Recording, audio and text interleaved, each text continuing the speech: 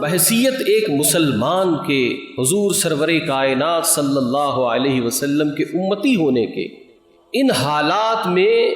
زندگی گزارنے کے لیے ہمیں جو سب سے بڑا سہارا مل سکتا ہے کہ ہم رسول اکرم صلی اللہ علیہ وسلم کی حیات مبارکہ کی طرف دیکھیں۔ مالک کونین ہیں، وہ پاس کچھ رکھتے نہیں، دو جہاں کی نعمتیں ہیں ان کے خالی ہاتھ میں، کہ اگر دل میں آسودگی ہے تو پھر خالی ہاتھ میں بھی دو جہاں کی نعمتیں ہیں، اور اگر دل میں لالچ ہے تو بندہ درہم و دینار میں گرا ہوا ہو لیکن تب بھی انسان نہیں، گدھے کا گدھا رہے گا۔ حضور صلی اللہ علیہ وسلم نے فرمایا، لو کان لابن آدم وادیان من الذهب لتمنى ثلاثا، اگر ابن آدم کے لیے دو وادیاں سونے کی ہو جائیں تو یہ تیسری کی تمنا کرے گا۔ لا یملأ جوف ابن آدم الا من تراب، یہ آدم کی علیہ السلام کی جو اولاد ہے، یہ جو انسان ہے،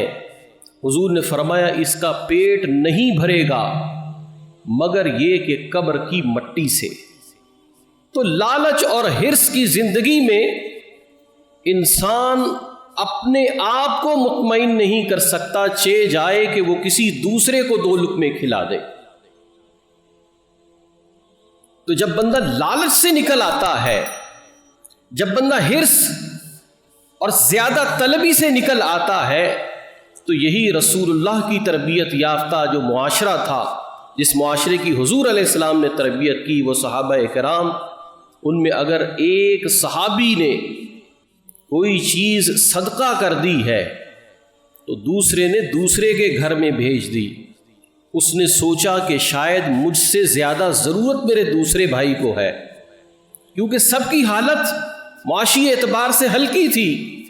لیکن دوسروں کا اتنا خیال تھا کہ اپنے گھر میں آئی بکرے کی ایک سری ایک صحابی نے دوسرے صحابی کو دی، انہوں نے دوسرے کو دی کہ یہ مجھ سے زیادہ ضرورت مند ہے،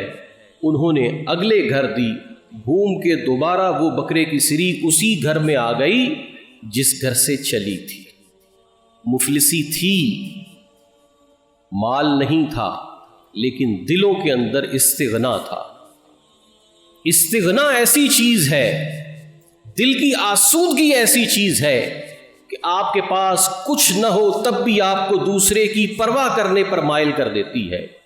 لیکن دل کا لالچ ایسی بیماری ہے کہ آپ کے پاس لاکھوں بھرے ہوئے ہوں لیکن آپ کسی کی 10 روپے کی مدد کرتے ہوئے بھی 100 بار سوچیں گے۔